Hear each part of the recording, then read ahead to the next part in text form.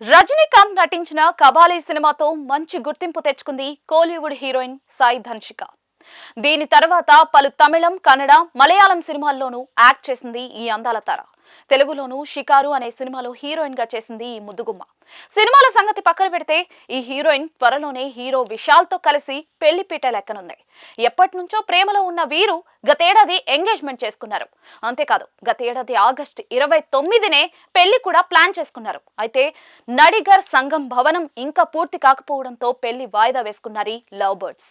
ఇదిలా ఉంటే సాయి ధన్షిక ఇటీవల ఒక వ్యక్తిని చితక బాధిందట. ఈ విషయాన్ని ఆమెని స్వయంగా షేర్ చేసుకుంది. ఈ బ్యూటీ నటిస్తున్న లేటెస్ట్ సినిమా యోగిడా. ఇప్పటికే అన్ని హంగులు పూర్తి చేసుకున్న ఈ సినిమా శుక్రవారం అంటే ఫిబ్రవరి 6న ప్రేక్షకుల ముందుకొచ్చింది. ఈ సినిమా ప్రమోషన్లలో పాల్గొన్న సాయి ధన్షిక ఈ మూవీ షూటింగ్ సెట్ లో జరిగిన ఒక సంఘటనను బయటపెట్టింది. కేరళలో సినిమా షూటింగ్ జరుగుతుంది. ఓ వ్యక్తి నాతో ఫోటో దిగాలని మా అంకుల్ని అడిగాడు. అయితే అతడు తాగి ఉన్నాడని గమనించి ఫోటో దిగేందుకు ఒప్పుకోలేదు. వెంటనే ఆ తాగుబోతూ మా అంకుల్ని కొట్టి పారిపోయేందుకు ట్రై చేశాడు. అదంతా చూసి ఒక్కసారిగా నాలో కోపం కట్టలు తెంచుకుంది. వాడిని పరిగెత్తి వెళ్లి మరికి పట్టుకుని చితకబాదాను.